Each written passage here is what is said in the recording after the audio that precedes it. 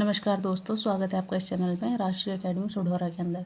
जैसा कि आपको पता है, हमने हरियाणा पीवाईक्यू की सीरीज स्टार्ट की हुई है, जिसमें हमने 5 सेट हम ऑलरेडी कंप्लीट कर चुके हैं। ये हमारा छठा सेट है, जिसमें हम 6 नवंबर 2022 के अंदर हरियाणा पुलिस का जो एग्ज़ाम हुआ था उसका सॉल्यूशन कंप्लीट करेंगे। देखिए, सबसे पहला क्वेश्चन है, हरियाणा राज्य की राजधानी कहाँ पर है। ठीक है, हरियाणा राज्य की राजधानी पूछ रखी है। हरियाणा राज्य जो है वो 1 नवंबर 1966 को पंजाब से अलग होकर एक अलग राज्य बना था। ठीक है, जो पर हरियाणा जो पहले पंजाब के अंदर था, तब हरियाणा और पंजाब की राजधानी क्या थी, चंडीगढ़, और वर्तमान में भी हरियाणा की राजधानी चंडीगढ़ ही है। नेक्स्ट क्वेश्चन है, नर नारायण गुफा हरियाणा के किस जिले में स्थित है। तो आप सभी को पता है, नर नारायण गुफा कई बार ये क्वेश्चन रिपीट हो चुका है, ये यमुनानगर के अंदर है, तो सेकंड आंसर होगा यमुनानगर। नेक्स्ट क्वेश्चन है, कौन सी नदी वर्षा ऋतु में हरियाणा राज्य के अम्बाला एवं कुरुक्षेत्र जिले में बाढ़ का मुख्य कारण है। हमसे पूछ रखा है कि अम्बाला और कुरुक्षेत्र जिले में बाढ़ का मुख्य कारण कौन सी नदी है। तो हाकड़ा नदी, राक्षी नदी, टांगरी नदी और मारकंडा नदी। टांगरी नदी भी कहाँ है, अम्बाला के अंदर है, तो इसका आंसर क्या होगा, मारकंडा नदी, क्योंकि मारकंडा नदी में पानी की मात्रा ज़्यादा होने की वजह से जो अम्बाला के नियर बाय के क्षेत्र हैं, आसपास का जो एरिया लगता है, उनमें बाढ़ का कारण बनता है ये मारकंडा नदी। तो इसका आंसर क्या होगा, मारकंडा नदी। और टांगरी नदी क्या है, मारकंडा की सहायक नदी है। नेक्स्ट क्वेश्चन है, हरियाणा के दक्षिण पश्चिम में कौन सा राज्य लगता है। तो हमें पता है हरियाणा का जो दक्षिण पश्चिम एरिया है, देखो ऐसे है। ठीक है, ये क्या है, पूर्व, पश्चिम, उत्तर, दक्षिण। तो हरियाणा का जो पूर्व है उसमें लगता है उत्तर प्रदेश, और जो ये उत्तर की तरफ है इसमें लगता है ऊपर हिमाचल है, और इधर जो दक्षिण पश्चिम है, ये दक्षिण है और ये पश्चिम है। दक्षिण पश्चिम में क्या लगता है, राजस्थान राज्य लगता है। तो इसका क्या आएगा आंसर, राजस्थान। तो याद रखना है, दक्षिण पश्चिम में क्या है, राजस्थान। नेक्स्ट क्वेश्चन है, दीनबंधु छोटूराम पावर प्लांट किस जिले में स्थित है। तो दीनबंधु छोटूराम पावर प्लांट कहाँ पर है, ये हिसार, सिरसा, पानीपत, यमुनानगर। तो ये इनमें से कहाँ है, यमुनानगर के अंदर। ठीक है, नेक्स्ट क्वेश्चन है, भाखड़ा डैम प्रोजेक्ट के संस्थापक कौन थे। तो आप सभी को पता है, भाखड़ा डैम जो है भारत का सेकंड लार्जेस्ट जो डैम है वो भाखड़ा नांगल डैम है, और इसकी संस्थापक कौन थे, चौधरी छोटूराम। ये ध्यान रखना, अपने चौधरी छोटूराम जो थे इसके संस्थापक थे, और ये सतलुज नदी पर बना हुआ है पंजाब के अंदर। नेक्स्ट क्वेश्चन है, पानीपत की तीसरी लड़ाई मराठा शासकों एवं डैश के बीच लड़ी गई। देखो, पानीपत में 3 ऐतिहासिक लड़ाइयाँ हुई है। सबसे पहले हुई थी, देखो, बाबर, हेमू, मोहम्मद गौरी और अहमद शाह अब्दाली, ये 4 नाम हमें दे रखे हैं। तो पहले इसका आंसर देख लीजिए क्या है। जो पानीपत की तीसरी लड़ाई हुई थी वो मराठा शासकों और अहमद शाह अब्दाली के बीच हुई थी। तो इसका आंसर क्या होगा, ए। पर हमें और भी याद रखना है कि ये कब हुई थी, और इससे पहले वाली 2 लड़ाइयाँ थी वो कब लड़ी गई थी। तो पानीपत के अंदर 3 ऐतिहासिक लड़ाइयाँ हुई है। सबसे पहली थी 1526 के अंदर, फिर नेक्स्ट थी 1556 के अंदर, और तीसरी लड़ाई थी मराठा शासक और अहमद शाह अब्दाली के बीच 1761 के अंदर। तो ये आपने याद रखनी है। नेक्स्ट क्वेश्चन है, महाभारत में हरियाणा को क्या कहा गया है। देखो, महाभारत में हरियाणा को, ये क्वेश्चन हमारा बहुत बार रिपीट हो चुका है, तो इसका ध्यान रखना है। इसको क्या कहा गया है, बहुधान्यक। और जय संहिता किसका नाम है, महाभारत का ही दूसरा नाम है। तो इसका आंसर क्या होगा, बहुधान्यक। नेक्स्ट क्वेश्चन है, हरियाणा की पारंपरिक वेशभूषा में फरगल क्या है। तो फरगल का मतलब क्या होता है, शिशुओं की कमीज, बच्चों का टोपा, फुलकारी ओढ़नी।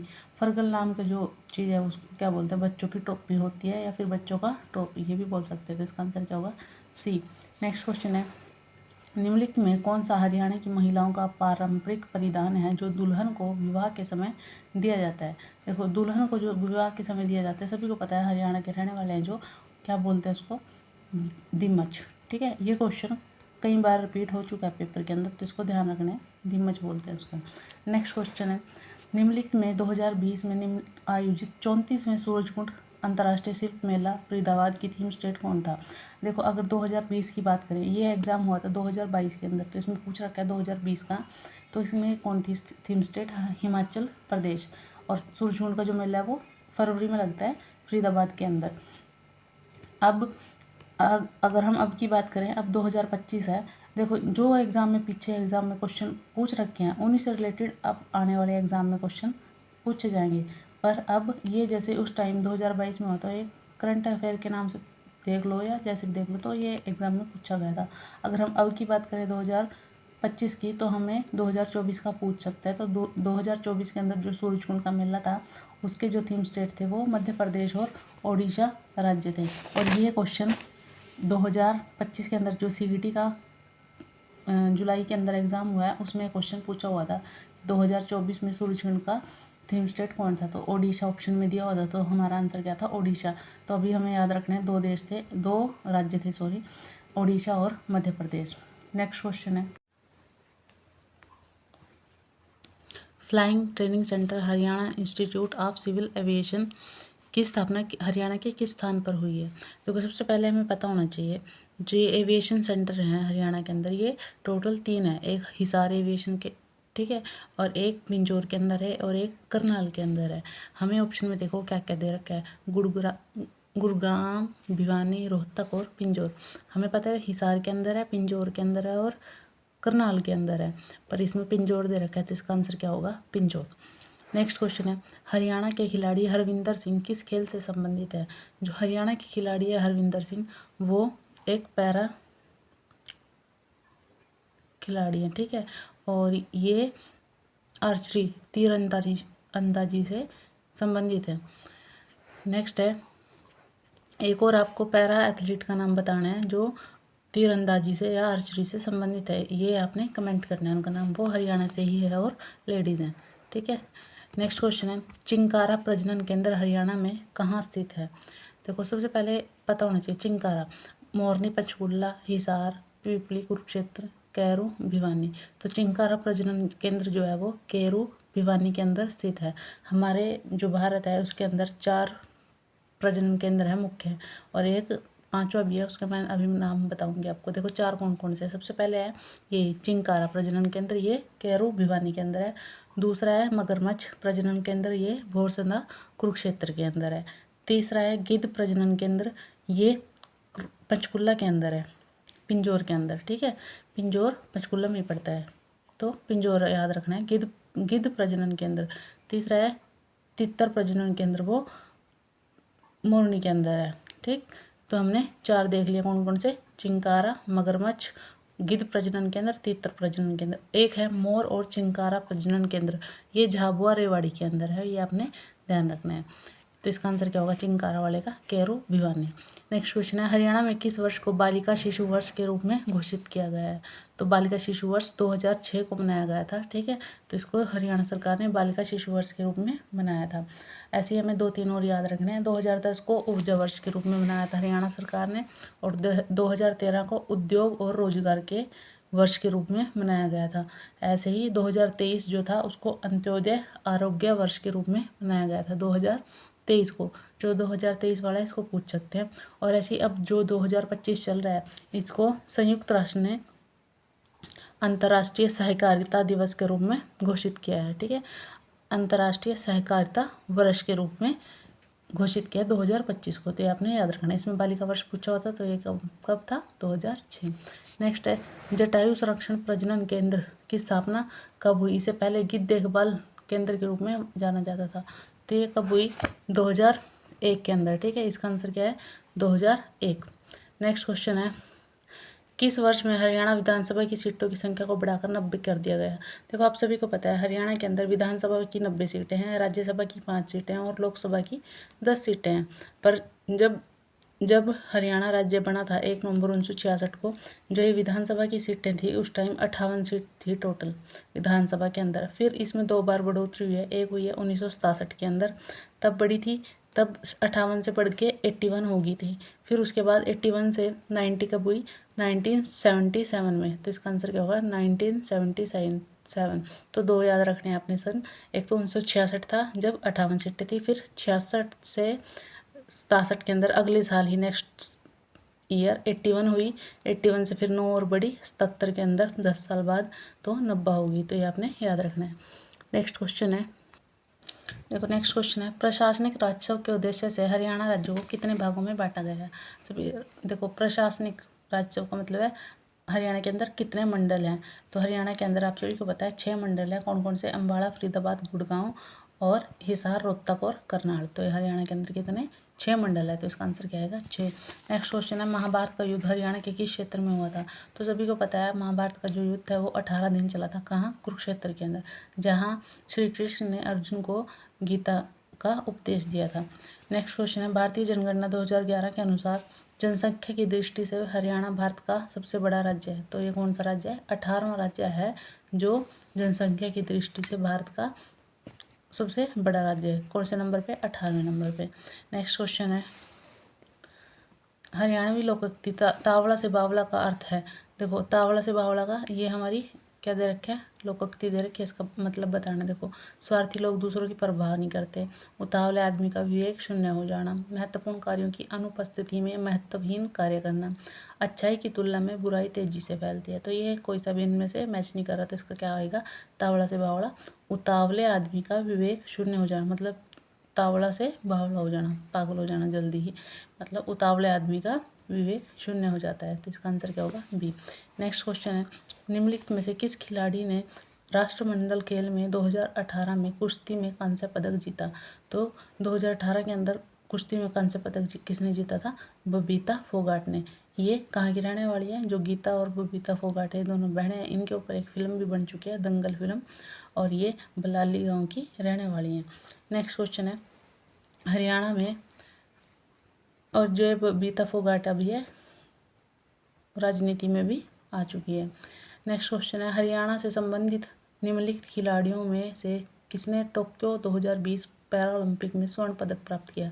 देखो पैरालंपिक की बात कर रखी है इसने, ठीक है। 2 तरह के ओलंपिक्स हैं, एक सिंपल ओलंपिक है, दूसरा पैरालंपिक जिसमें पैरा एथलीट भाग लेते हैं। देखो टोक्यो 2020 के अंदर जो हुआ था उसमें कौन थे? रवि कुमार दहिया, सुनीता शर्मा, साक्षी मलिक या सुमित अंतल। जो सुमित अंतल थे उन्होंने स्वर्ण पदक जीता था टोक्यो 2020 पैरालंपिक में। तो इसका आंसर क्या होगा? सुमित अंतल। और जो टोटल अगर हम बात करें इंडिया ने कितने पैरालंपिक में, टोक्यो ओलंपिक में कितने मेडल जीते थे? 19, जिसमें से 5 जो मेडल थे वो हरियाणा ने जीते थे, ठीक है। ऐसे ही जो ओलंपिक हुआ था मतलब ये था पैरालंपिक की बात, इसमें 19 मेडल जीते थे। अगर हम ओलंपिक की बात करें, ओलंपिक के अंदर 7 मेडल जीते थे, जिसमें से 5 मेडल जो थे वो हरियाणा के अंदर से थे, ठीक है। हरियाणा के जो एथलीट थे उन्होंने जीते थे। नेक्स्ट है हरियाणा में प्रथम राज्य कवि की उपाधि किस व्यक्ति को प्रदान की गई है? तो देखो हरियाणा के जो प्रथम राज्य कवि थे वो कौन थे? उदय भानु हंस। जो भाई परमानंद, कविचंद्र बरदाई, श्री खुशीराम शर्मा, ये भी हरियाणा के क्या है? ये वाले 3 नीचे वाले ये क्या हैं? राज्य कवि हैं। पर राज्य ये भी मतलब कवि हैं हरियाणा के अंदर, इन्होंने बहुत सारी कृतियाँ दी हैं लोगों को। पर जो राज्य कवि है उसकी उपाधि किसको दी गई है? उदय भानु हंस को, पहले जो राज्य कवि थे, ठीक है। उसके बाद ये भी कवि रहे हैं। नेक्स्ट है गीता का प्रथम श्लोक कुरुक्षेत्र की व्याख्या किस रूप में करता है? तो जो श्री कृष्ण थे उन्होंने अर्जुन को क्या कहा था कि ये धर्म क्षेत्र है। तो युद्ध क्षेत्र, शिक्षा क्षेत्र, रण क्षेत्र, तो इसको श्री कृष्ण जी ने क्या कहा था? कुरुक्षेत्र को धर्म क्षेत्र। तो इसका आंसर क्या आएगा? धर्म क्षेत्र। नेक्स्ट क्वेश्चन है choose the correct alternative to improve the underlined part of the sentence. If no improvement is required, your answer is D. हमें सेंटेंस दे रखा है वो हमें चेक करना है और उसमें बताना है कौन से पार्ट में एरर है। अगर एरर नहीं है तो इम्प्रूवमेंट की ज़रूरत नहीं है और हमारा आंसर क्या हो जाएगा? No improvement. क्वेश्चन देखिए क्या है, देखिए क्या क्वेश्चन है। In this jet age everyone is interested in having an easy life. In this jet age, ठीक है, everyone is interested in having an easy life. इसमें ऑप्शन दे रखे हैं had easy life, for have an easy life, to having easily life, no improvement. देखो इसको देखने से पता चल रहा है कि ये जो सेंटेंस है बिल्कुल करेक्ट है। इन हैविंग एन ईजी लाइफ मतलब हर कोई आज के टाइम में इंटरेस्टेड है इस चीज़ में कि हर किसी की ईजी लाइफ हो। तो इसका आंसर क्या आएगा? No improvement. तो इसका आंसर आ जाएगा डी। नेक्स्ट है fill in the blank with the suitable preposition. He boasted dash his riches. He boasted का मतलब क्या होगा? देखिए बोस्टेड मीन्स है शेखी बगारना। He boasted his dash his riches. तो इसमें क्या आएगा? अगर किसी चीज़ की शेखी बगा रहा है किसकी? रिचनेस की, तो उसके लिए क्या आएगा? ऑफ। ऑफ, विद, अबाउट और एट में से क्या आएगा? ऑफ। विद कहाँ आता है? विद आता है टुगेदरनेस के लिए, ठीक है, या फिर किसी चीज़ के यूजेस के लिए। एट आता है पॉइंट या लोकेशन या टाइम बताने के लिए। अबाउट आता है अप्रोक्सीमेशन या किसी चीज़ के अराउंड, ठीक है, तब आता है। ऑफ का प्रयोग हम किसी चीज़ से बिलोंगिंग के लिए हम यूज़ करते हैं। तो यहाँ वो किससे? रिचनेस से बिलोंग कर रहा है। ही बोस्टेड ऑफ हिज रिचेस, तो आंसर आएगा ए। नेक्स्ट है find out the correct indirect speech form of the following sentence. हमें पता है डायरेक्ट और इनडायरेक्ट सेंटेंस के अंदर हम क्या करते हैं? देखो, ये वाला जो फर्स्ट वाला होता है ये हमें रिपोर्टेड वर्ब दी होती है, और जो कॉमा इन्वर्टेड कॉमर्स के अंदर है वो रिपोर्टेड स्पीच होती है। इसको हम चेंज करते हैं। इसके हम देखो, ये असर्टिव सेंटेंस है क्योंकि लास्ट में फुल स्टॉप दिया हुआ है, तो इसका हम क्या करेंगे? टेंस चेंज करेंगे। अगर टेंस दे रखा है तो टेंस चेंज करते हैं, अगर मॉडल दे रखा है तो मॉडल को चेंज करते हैं। यहाँ हमें देखने से पता चल रहा है कैन दे रखा है, तो कैन का किस में चेंज होगा? कुड में। ये हमें पता चल गया। तो सबसे पहले हम ऑप्शन में देखेंगे कुड कहाँ कहाँ है। देखो, पहले वाले में तो है ही नहीं, तो ये तो नहीं होगा। ये इसमें दे रखा है, ये चेक करेंगे हम। इसमें ये तो गलत है, इसमें तो सिर्फ लास्ट की लाइन दे रखी है। नेक्स्ट वाला चेक करेंगे। देखो, सबसे पहले क्या आएगा? He said to her. Said to का क्या आएगा? टोल्ड, तो आएगा he told her. He told her दूसरे वाला, और चौथे वाले में से देखना हमने। He told her, comma inverted comma को हटा के क्या आया? दैट, तो यहाँ भी आ गया दैट। फिर यू किसके अकॉर्डिंग चेंज होगा? इसके, ऑब्जेक्ट के। हमें पता है फर्स्ट पर्सन चेंज होता है सब्जेक्ट के अकॉर्डिंग, सेकंड पर्सन चेंज होता है ऑब्जेक्ट के अकॉर्डिंग। तो सेकंड पर्सन है यहाँ यू। यू किसके अकॉर्डिंग? ऑब्जेक्ट हर दे रखे, इसके अकॉर्डिंग चेंज होगा। हर का चेंज होगा शी में, तो क्या आएगा? शी। देखो, सेकंड में तो यू का यू ही दे रखा है, तो ये वाला हमारा गलत हो जाएगा, तो हमारा आंसर क्या होगा? डी। तो क्या होगा? यू चेंज होगा शी में। कैन का बनेगा could not see the chairman, ठीक है, तो आंसर क्या आएगा? He told her that she could not see the chairman, ये हमारा आंसर है। नेक्स्ट क्वेश्चन है choose the word which is opposite in the meaning of underline word. इसमें हमें बताना है इसका मतलब क्या है, ठीक है। तो history abounds in instance of courage, तो इसका अबाउंड्स का मतलब होता है प्रचुर मात्रा में। हमें इसका अपोजिट बताना है। अगर प्रचुर मात्रा में तो हमें क्या बताना है? अब इसका अपोजिट क्या होगा? कमी, तो क्या आएगा? सफिक्स, शाइन्स, फेलियर या फिर लैक्स। लैक्स का पता होता है हमें क्या होता है? कमी, तो इसका आंसर क्या आएगा? अबाउंड्स का लैक्स। इनके मीनिंग देख लो क्या है। सफिक्स का मतलब होता है पर्याप्त होना, शाइन का मतलब होता है चमकना, फेलियर का मतलब होता है विफल होना, तो लैक्स का मतलब है कमी। तो अबाउंड्स का अपोजिट क्या है? Lax, B answer. नेक्स्ट है pick out the correctly spelled word.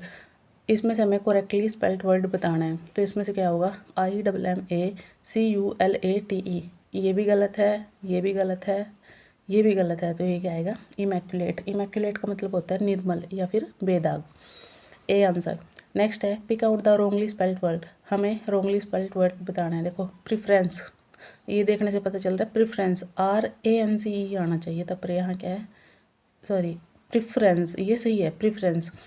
Performance में आना चाहिए था M के बाद A, तो प्रिफ्रेंस, डिफरेंस, रेफरेंस और परफॉर्मेंस MANCE आना चाहिए था, तो हमारा क्या है? C गलत है। इसने रॉन्गली स्पेल्ड वर्ड पूछ रखा है कि कौन सा गलत है, तो ये गलत है। प्रेफरेंस का मतलब होता है किसी चीज़ में को पसंद करना या फिर चुनाव करना। डिफरेंस का मतलब होता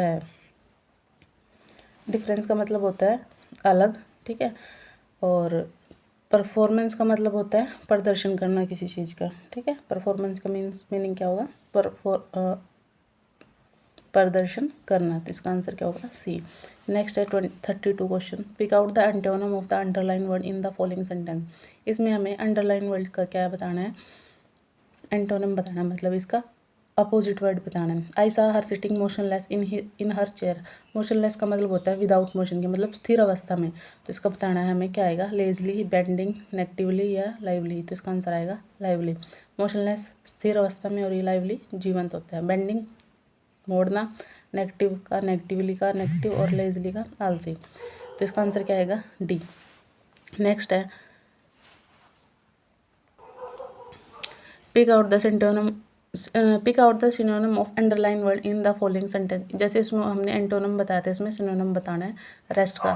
तो रेस्ट का मतलब क्या होगा? रेस्ट मीन्स रेस्ट, तो I can not rest from travel, I will drink life to the lees, तो इसका आंसर आएगा give up, B answer. Next है fill in the blank with the suitable alternative.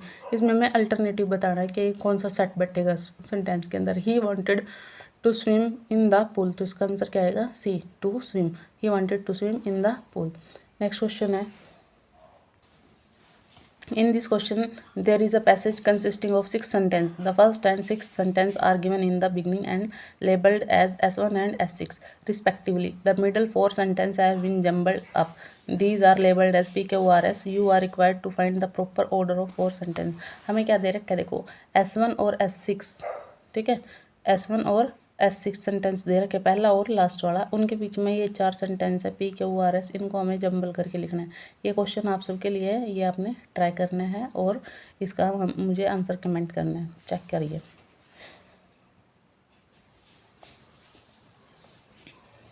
Next question देखिए, choose the correct active voice from the following sentence. हमें active voice बतानी है, पहले check करना है। इसमें क्या है? Choose the correct active voice from the following sentence. हमें ये पैसिव दे रखे हैं, हमें एक्टिव बताना है। देखो एक्टिव और पैसिव में हम क्या करते थे, हमें फॉर्मेशन क्या होती थी? सब्जेक्ट, देखिए दोबारा क्या फॉर्मेशन होती थी? Subject plus verb plus object दिया होता था। हम क्या करते थे? ऑब्जेक्ट आगे आ जाता था, सब्जेक्ट लास्ट में चलेगा और इससे आगे क्या लगेगा? बाय, और यहाँ ये वर्ब जो है ये चेंज होके यहाँ वर्ब आती थी, ठीक है। ये हमारी एक्टिव पैसिव की फॉर्मेशन है। ये वाला एक्टिव होता था, ये पैसिव में हम चेंज करते थे। तो देखिए इस क्वेश्चन में सेम टू सेम ऐसे ही दे रखा है। हमें क्या दे रखा है? शरण was being taught by Anil. अब क्या लग रहा है? वॉज बीइंग लग रहा है, तो ये कौन सा सेंटेंस है? पास्ट कॉन्टिन्यूस टेंस के अंदर है, इसको चेंज किया हुआ है।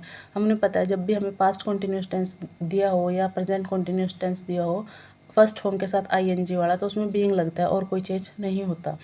तो इसमें क्या है? अनिल है, ये लास्ट में आया है ना, तो ये कहाँ आएगा? आगे। फिर उसके बाद वॉज, फिर बीइंग हट जाएगा तो क्या आएगा? टॉट। ये क्या है? टॉट। इसकी फर्स्ट फॉर्म क्या होगी? टीच। टीच के साथ क्या लगेगा? आईएनजी। और किसको? शरण को, तो शरण आ जाएगा। ये हमने पूरा यूज़ कर लिया, तो इसका आंसर क्या आएगा? अनिल वॉज टीचिंग शरण। ये हमारा आंसर है। नेक्स्ट है, find out the part of sentence which has error if there is no error. Answer is D.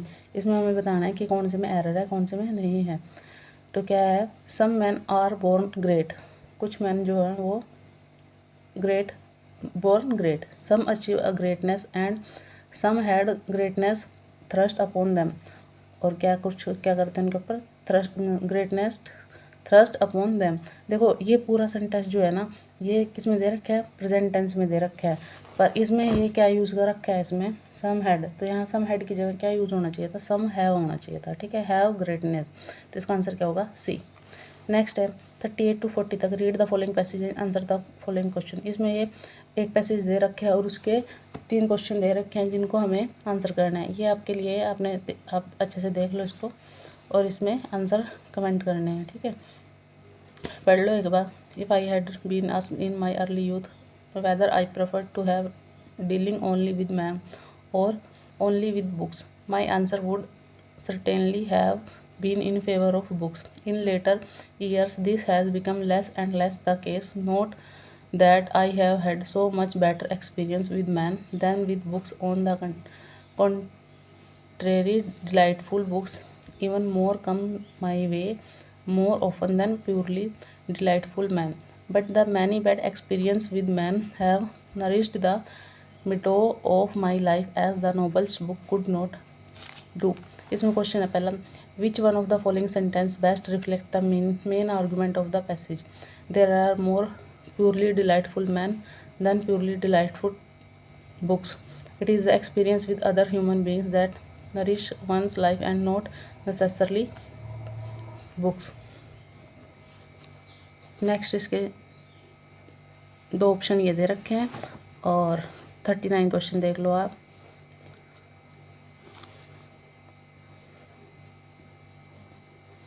और इसके बाद 40 क्वेश्चन भी देख लो आप।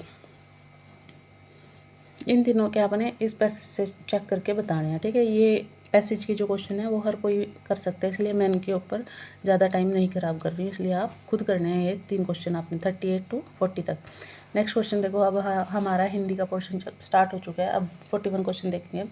विराम चिन्ह की दृष्टि से निम्नलिखित युग्मों से अशुद्ध युग्म का चयन करना है हमें। देखो पहला क्वेश्चन क्या है, ऑप्शन है क्या यह बैल तुम्हारा है, क्या मतलब प्रश्नवाचक चिन्ह है, तो लास्ट में प्रश्नवाचक लगा हुआ है, बिल्कुल सही है।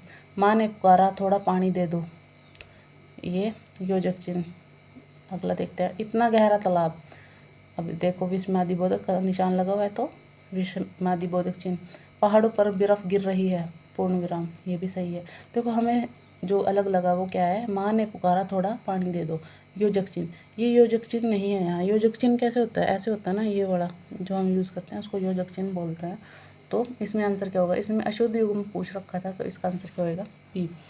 नेक्स्ट है, बीती विभावरी जागरी अंबर पनघट में डूबो रही तारा घट उषा नगरी। उपरोक्त काव्य पंक्तियाँ उदाहरण है। इसमें ये बताना है कि इसमें कौन सा अलंकार है। देखो हमने पढ़ रखा है कौन सा अलंकार है। इसमें क्या है, बीती विभावरी जागरी अंबर पनघट में डूबो रही तारा घट उषा नगरी। इसमें काव्य पंक्ति में क्या है, जो अंबर और तारों की बात की गई है उनको सजीव की तरह प्रस्तुत किया गया है। और हमने पढ़ रखा है जो भी निर्जीव चीज़ों को या सजीव की तरह हम लेकर चलते हैं तो वो कौन सा होता है, मानवीकरण अलंकार होता है। तो इसका आंसर क्या होगा, मानवीकरण अलंकार, डी आंसर। अगर हम इनकी बात करें इनका होगा अनियोक्ति अलंकार का मतलब होता है जिसमें जो वस्तु दिखाई ना दे उसके माध्यम से किसी प्रस्तुत बात को कहा जाता है। ठीक है, कोई व्यक्ति कोई वस्तु अगर दिखाई ना दे रही हो फिर भी किसी और के माध्यम से उसके बारे में बात करते हैं तो ये तो अनियोक्ति अलंकार। फिर होता है व्यतिरेक अलंकार। व्यतिरेक अलंकार का मतलब होता है जिसमें उपमेय को उपमान से श्रेष्ठ बताया जाता है। ठीक है, उपमेय को उपमान से श्रेष्ठ बताया, मतलब सब्जेक्ट जो होता है उसको ऑब्जेक्ट से श्रेष्ठता या ज़्यादा इम्पोर्टेंस दी होती है। ठीक है, फिर है यमक अलंकार। यमक अलंकार का मतलब है जब एक ही शब्द को दो या दो से अधिक बार आ जाए पर अर्थ उसका अलग अलग हो तो उसको क्या बोलते हैं, हम यमक अलंकार बोलते हैं। नेक्स्ट है दुर्दशा शब्द निर्मित है। देखो दुर्दशा, दुर क्या उपसर्ग दे रखे हैं, उपसर्ग जो आगे लगता है सेंटेंस मतलब वर्ड के, और प्रत्यय होता है पीछे लगता है। इसमें उपसर्ग की बात कर रखी है। देखो दूर कौन सा आएगा इसमें खाली दूर दे रखा है, इसमें ये विसर्ग वाला दे रखा है, दूर दे रखा है, तो क्या आएगा, दूर। पूरा तो आएगा नहीं क्योंकि र पूरा तो है ही नहीं, इसमें आधा र है तो कौन सा आएगा, बी आंसर। तो इसका आंसर होगा बी। नेक्स्ट है प्रत्यय की दृष्टि से। अब देखो उपसर्ग की बात कर ली हमने, उपसर्ग आगे लगता है प्रत्यय पीछे लगता है। प्रत्यय का बता रहा है कौन सा गलत है। देखो अस्त्र, त्र लग रहा है, सही है। चरण, सुचालू, यान, देखो अ और न, देखो यहाँ चालू पूरा आ लग रहा है और यहाँ पूरा च दे रखा है तो इसका आंसर क्या आएगा, सी। तो आंसर सी गलत है, ये चालू आएगा। यहाँ सुचालू लिख रखा है और यहाँ सुचालू लिख रखा है, मात्रा की गलती है तो ये वाला गलत है हमारा आंसर। नेक्स्ट है प्रेम पूर्वक शब्द किस क्रिया विशेषण से संबंधित है। यौगिक क्रिया विशेषण, स्थानीय क्रिया विशेषण, संस्कृत क्रिया विशेषण, मूल क्रिया विशेषण। देखो सबसे पहले हमें पता होना चाहिए क्रिया विशेषण किसे कहते हैं। जो क्रिया की विशेषता बताए उनको क्या बोलते हैं हम, क्रिया विशेषण। और क्रिया विशेषण के अर्थ के आधार पर चार भाग हैं, कालवाचक, रीतिवाचक, स्थानवाचक और परिणामवाचक। और रूप के आधार पर तीन भाग हैं, कौन कौन से, यौगिक क्रिया विशेषण, स्थानीय क्रिया विशेषण और यौगिक क्रिया विशेषण, और होता है मूल क्रिया विशेषण, और एक तीसरा होता है संस्कृत क्रिया विशेषण जो इसमें दे रखे हैं। देखो यौगिक क्रिया विशेषण, संस्कृत और मूल क्रिया विशेषण। जो स्थानीय वाला है, स्थानवाचक वाला, ये अर्थ के आधार पर होता है। इसमें पूछ रखे हैं इनका मीनिंग क्या है। देखो यौगिक जो है एक जो दूसरे दो शब्दों से मिलकर बनता है उसको बोलते हैं हम यौगिक क्रिया विशेषण। जैसे ये दे रखा है प्रेम और पूर्वक, दो अलग अलग वर्ड है, इनसे मिलकर शब्द बन रहा है तो प्रेम पूर्वक, तो ये यौगिक क्रिया विशेषण का उदाहरण है। ऐसे ही अगर स्थान की बात करें, स्थानीय क्रिया विशेषण जो किसी स्थान विशेष स्थान के बारे में बताते हैं या इनके साथ आते हैं उनको बताते हैं स्थानीय क्रिया विशेषण। संस्कृत क्रिया विशेषण होते हैं अव्यय के समान होते हैं जो, ठीक है। और मूल क्रिया विशेषण किसको कहते हैं, जो दूसरे शब्दों में प्रत्यय लगाए बिना बनते हैं, ठीक है, मतलब स्वतंत्र होते हैं, उनको बोलते हैं हम मूल क्रिया विशेषण याद रहेगा। यौगिक जो दो अलग अलग शब्दों से मिलकर बनते हैं। स्थानीय जो स्थान के बारे में बताते हैं। संस्कृत जो अव्यय की तरह यूज होते हैं। मूल क्रिया विशेषण जिनके साथ कोई प्रत्यय नहीं लगता। इसमें तो लग रहा है ना, देखो ये पूर्व, तो ये अलग अलग शब्द जैसे, तो ये यौगिक क्रिया विशेषण होगा। तो इसका आंसर क्या होगा? ए। नेक्स्ट क्वेश्चन है, जंगल में मोर नाचा किसने देखा? लोकोक्ति का उचित निहितार्थ क्या है? मतलब इसका अर्थ बताना है क्या है।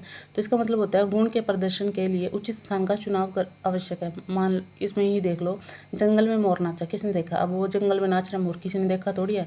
ऐसे ही कोई अगर व्यक्ति अपने गुणों का प्रदर्शन कहीं ऐसी जगह पे कर रहा है जहाँ किसी ने उस चीज़ को का पता ही नहीं लगा, तो उसका कोई फ़ायदा नहीं है। इसलिए गुण के प्रदर्शन के लिए उचित स्थान का चुनाव आवश्यक है। ठीक है, अगर हमारे अंदर कोई गुण है तो उसके लिए हमें किसी उचित स्थान का चुनाव करना आवश्यक है, जिससे सभी को पता चल सके। नेक्स्ट है, कौन सा शब्द तत्सम नहीं है? तो इसमें से बताना है हानि, लोक, दुग्ध, रात। देखो तत्सम शब्द कौन से होते हैं? संस्कृत वाले, और तद्भव होते हैं जो संस्कृत से प्रयोग करते करते हम हिंदी में प्रयोग करने लगे हैं। तो रात क्या है? इसमें तत्सम शब्द है, क्योंकि तत्सम शब्द नहीं है, ये सारे हैं। इसका रात का तत्सम शब्द ये है, तद्भव शब्द है, इसका तत्सम शब्द होता है रात्रि। नेक्स्ट है, आश्रित उपवाक्य कितने प्रकार के होते हैं? देखो आश्रित उपवाक्य 3 प्रकार के होते हैं, ये आपने याद रखना है। नेक्स्ट क्वेश्चन है, दिए गए किस विकल्प में पुल्लिंग शब्द है? देखो कहानी, जीवनी, एकांकी, नाटक। देखने से पता चल रहा है कौन सा है? डी, नाटक। संधि की दृष्टि से कौन सा विकल्प असंगत है? सचिंद्र, अन्योदर, मति अभिमान, प्रतीक्षा, ये सारे क्या है? सही है। मति अभिमान, ये क्या बना रखा है इसने? देखो मति आना चाहिए था, इसने क्या बना दिया? मात्य। तो ये हमारा क्या है? गलत है। नेक्स्ट है, आपकी डैश का अवश्य पालन होगा। आपकी किसका? आज्ञा होता है ना पालन। तो वाक्य में रिक्त स्थान के लिए अवज्ञा शब्द का सर्वाधिक उपयुक्त विलोम बताना है। अवज्ञा, अब इसमें दे भी दिया कि अवज्ञा का विलोम क्या होता है? आज्ञा, आज्ञा, अवज्ञा। तो इसमें क्या होगा? आपकी आज्ञा का अवश्य पालन होगा। तो इसका आंसर आएगा ए। नेक्स्ट है, चंद्र शब्द का पर्यायवाची शब्द नहीं है। सुधांशु, राकेश, हिमांशु, ये क्या है? चंद्र शब्द के पर्यायवाची शब्द। दिनेश है जो ये नहीं है, दिनेश का मतलब होता है रात। ठीक है, तो ये आंसर होगा सी। नेक्स्ट है, इतिवृत्त शब्द के लिए उचित वाक्यांश का चयन किया है। इतिवृत्त का मतलब होता है वृत्तांतों का घटनाक्रम। ठीक है, तो ये इसका आंसर होगा बी। नेक्स्ट क्वेश्चन है, निम्नलिखित किस विकल्प में प्रत्यक्ष समास पद का सही विग्रह और समास है? प्रत्यक्ष, अक्षी के प्रति। ठीक है, देखो देखने से पता चल रहा है। समास जो है, समास के बारे में अगर हम बात करें, समास का अगर जो हमारे शब्द के अंदर उपसर्ग लगा होगा तो उसको हम अवयवी भाग समास बोलते हैं। ठीक है, इसमें देखने से पता चल रहा है प्र लग रहा है, मतलब उपसर्ग है, तो ये क्या होगा? अक्षी के प्रति अवयवी भाव समास होगा। द्विगु संख्यावाचक वाले होते हैं जिनके आगे संख्या दे रखी हो। कर्मधारय एक की तुलना, उपमेय की तुलना, उपमान, ऐसे वाले होते हैं जो। ठीक है, और द्वंद्व होते हैं जो योजक वाले, जिनमें दोनों का अर्थ अलग अलग हो, जैसे माता पिता। ठीक है, जल और पानी, जल और अग्नि, इस टाइप से। ठीक है, अलग अलग होते हैं दो, उनको द्वंद्व बोलते हैं। और इसमें दे नहीं रखा, तो इसका आंसर क्या होगा? ए ऑप्शन, अक्षी के प्रति अवयवी भाव समास। नेक्स्ट क्वेश्चन है, जीवन में समय का डैश समझना आवश्यक है क्या? महत्व। तो महत्व देखना कौन सा है सही इनमें से, तो ये है महत्व, बी आंसर है। ठीक है, नेक्स्ट है, यदि शहर ए से चलने वाली एक स्थानीय बस में महिलाओं की संख्या पुरुषों की संख्या से दोगुनी है, अगले स्टेशन भी। ये हमारा हिंदी का पोर्शन कंप्लीट हो चुका है, अब हमारा रीजनिंग का पार्ट स्टार्ट हो चुका है। ठीक है, देखिए, शहर ए से चलने वाली एक स्थानीय बस में महिलाओं की संख्या पुरुषों की संख्या से दोगुनी है। क्या है? एक स्थानीय बस में महिलाओं की संख्या है पुरुषों की संख्या से दोगुनी है। पुरुष मान लो x है, महिलाएं कितनी? 2x होगी, दुगनी होगी। अगले स्टेशन बी पर 7 महिलाएं उतरती है, मतलब 2x थी महिलाएं, उनमें से 7 उतरी, 2x - 7। फिर 11 पुरुष बस में सवार होते हैं, 11 पुरुष जो है बस में चढ़े। अब पुरुष और महिलाओं की संख्या बराबर होगी, अब इन दोनों को बराबर रखेंगे। शुरुआत में बस में कितने यात्री सवार थे, ये बताना है। मैं देखिए क्या है इसका आंसर। देखो हमने मान लिया पुरुषों की संख्या x है, महिलाओं की संख्या दुगनी है, तो 2x मान ली, दोगुनी होगी। ये स्टेशन ए की बात हो रखी है। फिर उसके बाद अगले स्टेशन बी पर जो महिलाएं हैं उसमें से 7 महिलाएं उतर गई, मतलब 2x में से 7 चली गई, और बराबर किसकी होगी वो? और जो पुरुष हैं वो 11 चढ़े उसमें x + 11 होंगे और ये दोनों की संख्या क्या होगी बराबर, इसलिए मैंने क्या रखा बराबर रखा। सॉल्व करेंगे इसको, 2x यहीं, x इधर आके माइनस, ये माइनस का 7 उधर जाके प्लस, ये हो गया 18 और 2x में से x गया, x की वैल्यू आ गई 18। अब उसने पूछा शुरू में कितने थे, 2x और 1 3x थे, मतलब 3 × x, मतलब 18 को 3 से गुणा करेंगे तो क्या आएगा 54। वैसे मैंने ऐसे निकाला है 18 और 2x को इससे करेंगे 36, तो दो कितने टोटल यही थे ना, महिला और पुरुष, मतलब 54 व्यक्ति थे हमारी बस के अंदर। तो इसका आंसर क्या आएगा A 54। नेक्स्ट है, नीचे दिए गए शब्द का वर्णों का उपयोग करके नहीं बनाए जा सकने वाले शब्द को ज्ञात करना है। देखो सेपरेट शब्द दे रखे, इसमें से बताना है कौन सा नहीं बन सकता। देखो PRADE, देखो डी कहीं भी नहीं है इसमें, तो यही वाला नहीं बनेगा, और सारे बन सकते हैं। TEARS, TEARS ये भी बन सकता है, ये भी बन सकता है। ट्री, TREE, डबल ई भी है और S भी है। इरेज भी बन सकता है, E भी है, R भी है, A है, S है और E दोबारा भी है। ठीक है, तो परेड नहीं बन सकता।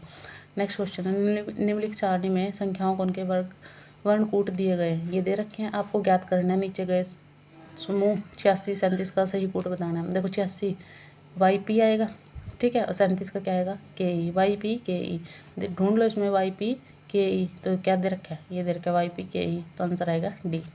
नेक्स्ट क्वेश्चन है, यदि किसी कूट भाषा में ट्रेन को ये लिखा जाता है, उसी कूटबद्ध रूप में उसी भाषा को डेट को किस प्रकार लिखा जाएगा। तो ये रीजनिंग का क्वेश्चन है, सोल्व करना है आपने। ठीक,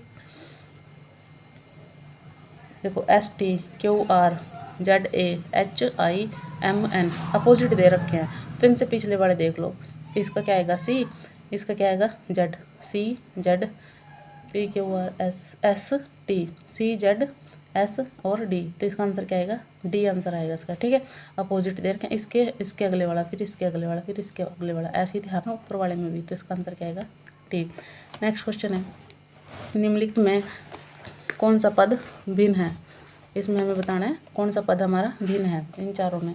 देखो 48 और 6, 625 और 5, 108 और 9, 42 और 4। अगर हम इनको ध्यान से देखें, ये सारे एक दूसरे से पूरे कट रहे हैं। ये 48 6 से पूरा कटेगा, 625 5 से पूरा भाग होगा, 108 9 से पूरा भाग होगा, 42 जो है वो 4 से पूरा भाग नहीं होगा। तो इसका आंसर हमें भिन्न पद बताना है। इनमें दो तीनों में एक ही रूल लग रहा है कि डिवाइड हो सकते हैं सेकंड नंबर से, ये नहीं हो सकता, तो इसका आंसर क्या होगा D। नेक्स्ट क्वेश्चन है, एक लड़की की ओर इशारा करते हुए अंकित ने कहा, यह लड़की मेरी माँ के पोते की पत्नी है। मतलब अंकित को उस लड़की से क्या संबंध है वो बताना है। देखो एक लड़की की ओर इशारा करते हुए अंकित ने कहा, देखो अंकित ने कहा यह लड़की मेरी माँ के पोते की पत्नी है, मतलब मेरी माँ के पोते की पत्नी मीन्स उसका बेटा होगा, वो उसकी माँ का पोता होगा, तो उसके बेटे की पत्नी है वो लड़की, तो उसके बेटे की पत्नी क्या होगी, उसकी बहू लगेगी ना। तो अंकित की उस लड़की से किस, और उसका अंकित क्या लगेगा, ससुर लगेगा, तो इसका आंसर क्या होगा D ससुर। क्वेश्चन में क्या है, 3 कथनों के बाद 3 निष्कर्ष दिए हुए हैं, सामान्यतः ज्ञात तथ्यों से भिन्न होते हुए भी कथनों को सत्य मानते हुए यह निर्णय कीजिए कि तार्किक रूप से कौन सा निष्कर्ष दिए गए कथनों से निकलता है। देखिए पहला कथन है, सभी चूहे बिल्लियाँ हैं, सभी शेर बिल्लियाँ हैं, सभी हिरण शेर हैं। ये हमें पहले कंडीशन बनानी है, फिर उसके बाद निष्कर्ष देखना है। तो ये पहला कथन है, सभी चूहे बिल्लियाँ हैं, मान लो ये चूहे हैं, ठीक है, और ये सारे क्या हैं बिल्लियाँ हैं। फिर उसके बाद सभी शेर बिल्लियाँ हैं, तो सभी जो शेर हैं वो क्या है बिल्लियाँ हैं। फिर उसके बाद सभी हिरण शेर हैं, तो हिरण किसके अंदर आएंगे, शेर के अंदर आएंगे। तो ये कंडीशन हमारी बन गई। उसके बाद हमें निष्कर्ष देखना है, सभी हिरण बिल्लियाँ हैं। देखो जो हिरण है वो बिल्लियों के अंदर ही है ना, ये सारी क्या हैं बिल्लियाँ हैं, तो हिरण क्या है बिल्लियाँ हैं, तो पहला कंडीशन सही है। कुछ हिरण चूहे हैं, देखो हिरण और चूहे में कोई रिलेशन नहीं है, तो इसका आंसर क्या होगा नहीं। फिर नेक्स्ट है, कुछ बिल्लियाँ हिरण हैं। अब देखो ये कुछ बिल्लियाँ हिरण, ये बिल्लियों के अंदर ही तो है, तो कुछ ना कुछ बिल्लियाँ हिरण भी होंगी, तो ये क्या होगा सही होगा। तो हमारा पहला और तीसरा कथन जो है निष्कर्ष जो है सही है, तो इसमें से बताना है कौन सा सही है। तो 1 और 3 निकलते हैं, तो आंसर क्या आएगा B। नेक्स्ट क्वेश्चन है, नेक्स्ट क्वेश्चन देखिए क्या है, 35 46, इसमें x का मान निकालना है हमें। 35 46 59 दे रखे, x है 91 है, 110 है, 131 ऐसे दे रखे, मतलब बढ़ते क्रम में ये हमें श्रृंखला दे रखी है, इसमें x का मान बताना है। तो ये बढ़ते क्रम में है, तो इसमें कुछ ना कुछ ऐड हो रखा होगा, तो इसके लिए देखिए क्या है, देखिए क्या है, 35 में अगर हम 11 जोड़े तो क्या आएगा 46, 46 में 13 जोड़े तो क्या आएगा 59, और इसमें 15 जोड़े तो क्या आएगा 74, फिर इसमें 17 जोड़े तो 91, फिर 19 जोड़े तो 110 और 21 जोड़े तो 131। मतलब ये ओड नंबर की सीरीज चल रही है जिसमें प्लस होती जा रही है। तो इसका आंसर क्या आएगा 74। तो इसका आंसर क्या है मेरा 74, बी आंसर। नेक्स्ट है, 5 लड़के एक पंक्ति में बैठे हैं, रवि सुरेश अथवा अनिल के निकट नहीं बैठा है। सुरेश के अनुभव सुरेश के निकट नहीं बैठा है, रवि मोहन के निकट नहीं है, मोहन पंक्ति के मध्य में है, अनिल दाईं और अंत में बैठा है। तो अनुभव निम्नलिखित में से किसके निकट बैठा होगा। तो ये हमें कंडीशन बनानी है, तो इसका आंसर बताना है क्या आएगा। देखिए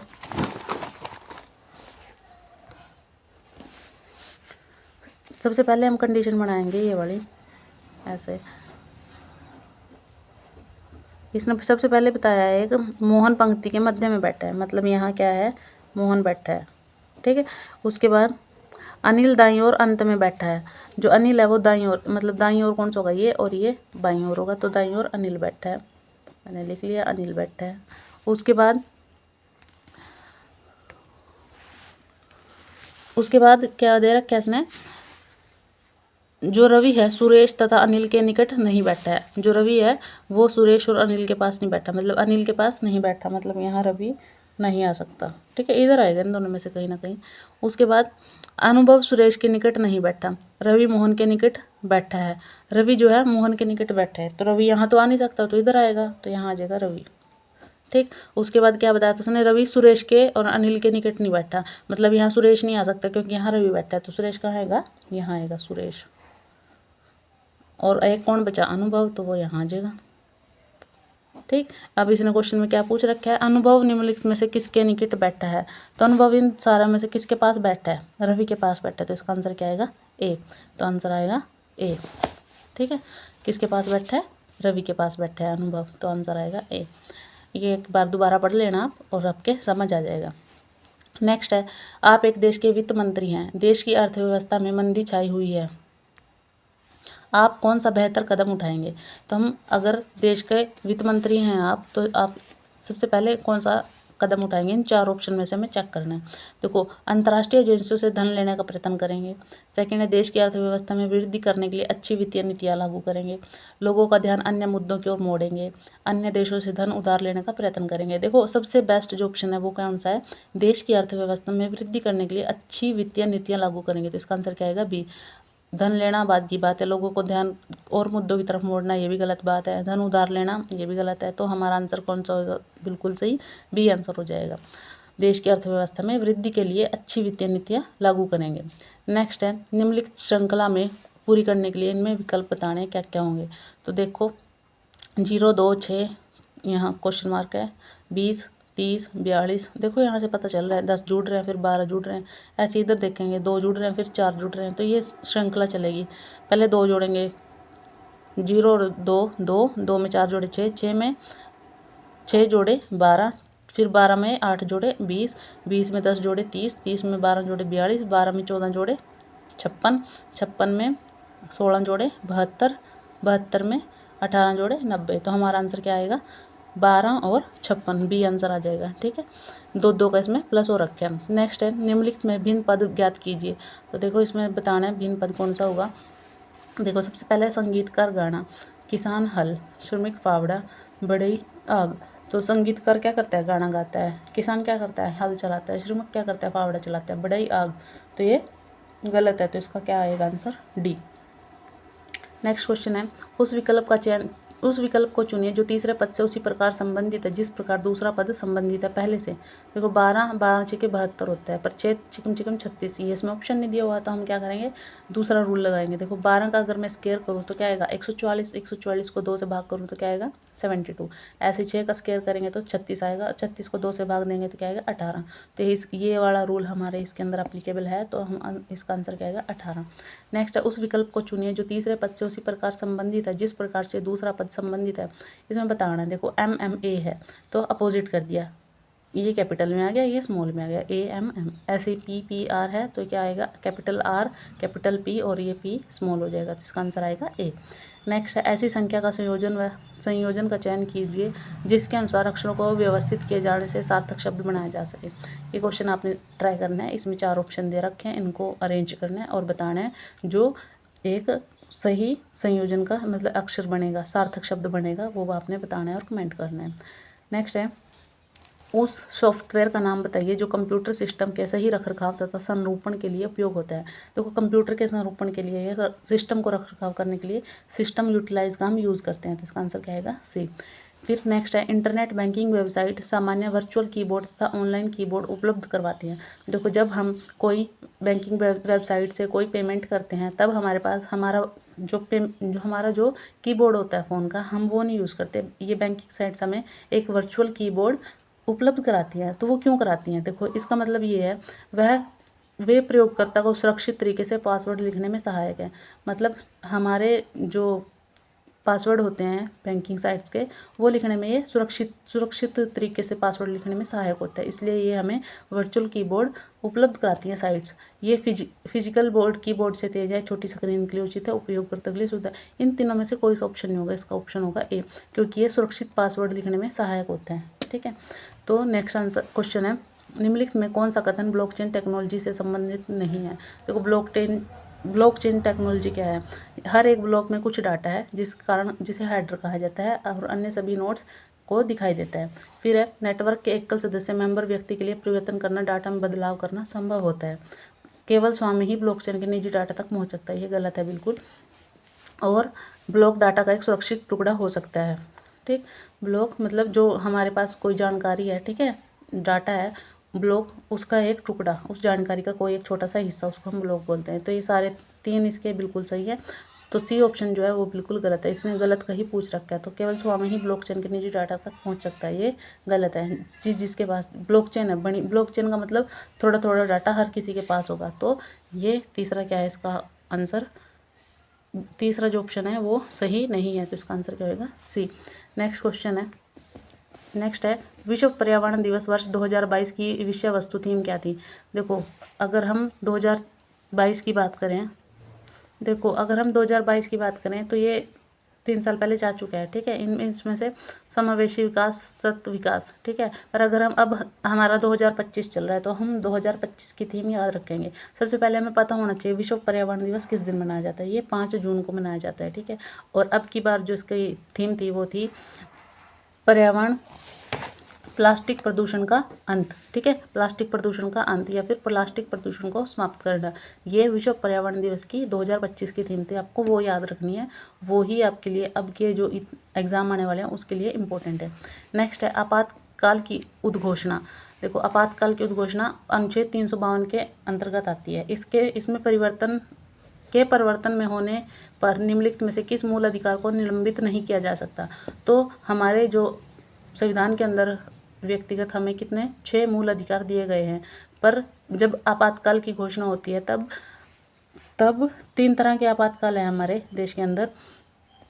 अगर राष्ट्रीय आपातकाल की घोषणा हुई तब क्या होता है, तो जो मूल अधिकार हैं वो हमसे छीन लिए जाते हैं। ठीक है, पर एक अधिकार ऐसा है जिसको सरकार नहीं छीन सकती है। ठीक है, तो वह है दैहिक स्वतंत्रता का अधिकार, तो इसका आंसर होगा C।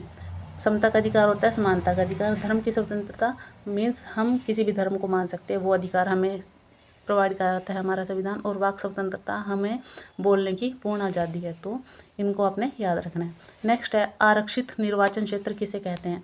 देखो आरक्षित निर्वाचन क्षेत्र, इसके बारे में हमने पीछे भी थोड़ा पढ़ा था जब हमने हरियाणा की विधानसभा की सीटों के बारे में पढ़ा था। हरियाणा की विधानसभा में 90 सीटें हैं, जिनमें से 17 सीटें आरक्षित हैं, तो वो आरक्षित उसके लिए है ऐसा निर्वाचन क्षेत्र जिसमें केवल एक विशेष आरक्षित श्रेणी के सदस्य चुनाव में खड़े हो सकते हैं। मीन्स जो आरक्षित सीटें होती है, देखो जो आरक्षित नहीं है उन पे तो कोई भी किसी भी जाति धर्म का व्यक्ति खड़ा हो सकता है निर्वाचन के लिए, पर जो आरक्षित सीटें होती हैं उस पर सिर्फ आरक्षित जाति का ही कोई व्यक्ति सदस्य चुनाव में खड़ा हो सकता है। तो इसका मतलब क्या है, किसी निर्वाचन क्षेत्र जिसमें एक विशेष आरक्षित श्रेणी के सदस्य चुनाव में खड़े हो सकते हैं, तो इसका आंसर क्या आएगा, B।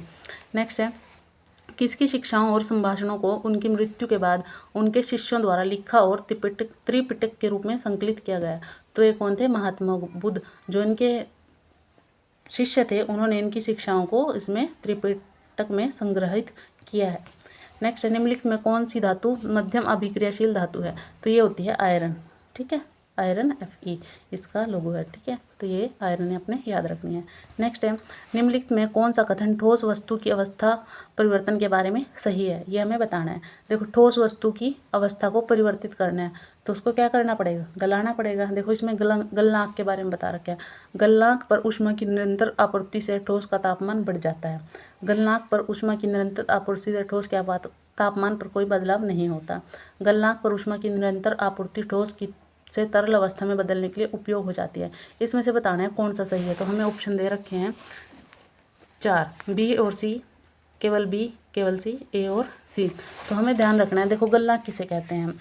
गलनांक का मतलब होता है किसी पदार्थ का वह निश्चित तापमान, किसी पदार्थ का वह निश्चित तापमान जिसे मतलब इतना बढ़ा दिया जाता है तापमान को कि वह गलने लग जाता है। ठीक है, तो अगर देखो, गलनांक ऊष्मा की निरंतर आपूर्ति से अगर हम ऊष्मा बढ़ाते जा रहे हैं मतलब उसका तापमान बढ़ता जाएगा तो ठोस का तापमान बढ़ जाएगा। तो पहले वाला बिल्कुल सही है। और जो तापमान बढ़ेगा किसी चीज़ का तो वो क्या होती है? तरल अवस्था में बदलने लगती है।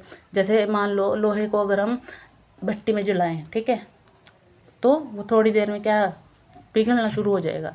तो गलनांक मतलब उसका तापमान बढ़ रहा है। तो इसका पहले वाला भी सही है, उसका तापमान बढ़ेगा और तापमान बढ़ने की वजह से वह तरल अवस्था में बदलने लगेगा। तो इसका ए और सी बिल्कुल सही है। इसमें क्या पूछ रखा है? इसमें बदलाव नहीं होता, तो ये बिल्कुल गलत है। तो ए और सी इसका क्या होगा? आंसर होगा। ठीक है, तो डी इसका आंसर है।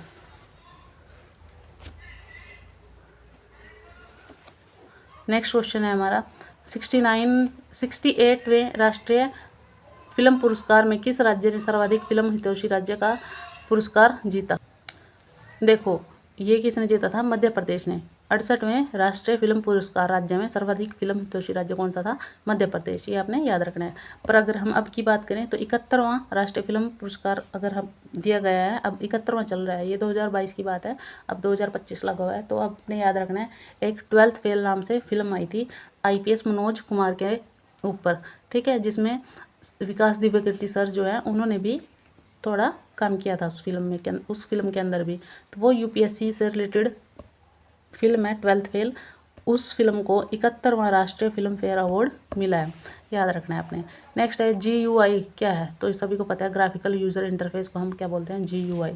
नेक्स्ट है, प्रसिद्ध महाकाव्य रामायण में सीता नामक चरित्र के जन्मस्थल पर किस कला विधि का नाम पड़ा? तो मिथिला। ठीक है, वो मिथिला की थी कौन? सीता जी। नेक्स्ट है, महारत्न, नवरत्न और लघु रत्न भारत में किसके वर्गीकरण है? तो ये सारी कंपनियां हैं सरकारी क्षेत्र एक के लिए। ठीक है, सरकारी क्षेत्र की कंपनियां जो सबसे बड़ी होती है वो महारत्न के अंदर है, उनसे छोटी नवरत्न और सबसे छोटी लघु रत्न या मिनी रत्न भी हम इनको बोल सकते हैं। इसका याद रखना है अपने। नेक्स्ट क्वेश्चन है, अंतर्राष्ट्रीय अपराध का मुकाबला करने के लिए सीमा पार पुलिस समन्वय में सहायता करने वाले अंतर्राष्ट्रीय संगठन का क्या नाम है? देखो, अंतर्राष्ट्रीय अपराध अगर कोई अपराध हो रखा है, देखो भारत के अंदर है तो पुलिस है उसके लिए।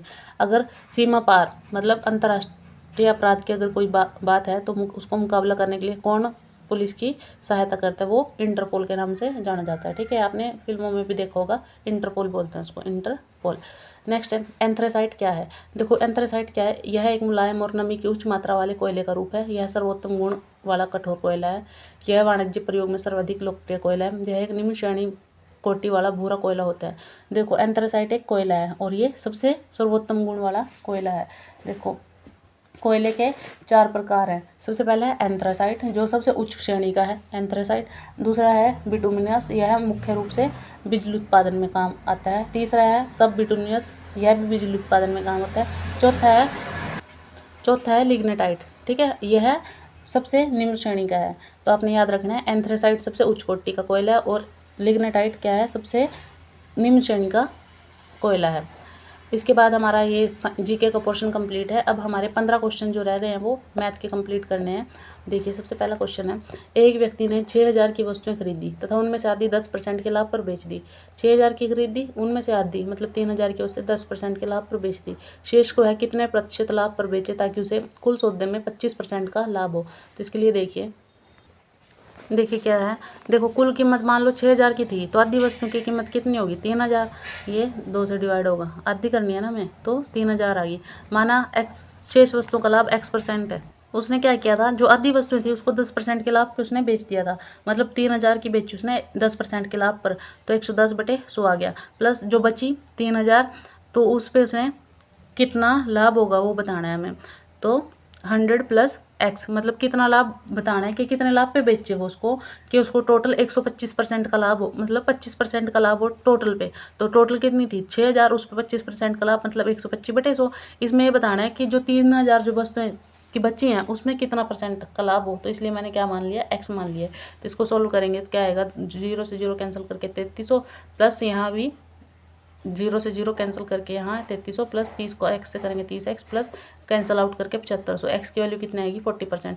तो उसे 40% का लाभ चाहिए, मतलब 40% का लाभ होगा अगर उसे सारी वस्तुओं को वो बेचे। जो बची हुई है उसको 40% पे बेचने पर उसे टोटल का 25% का लाभ होगा।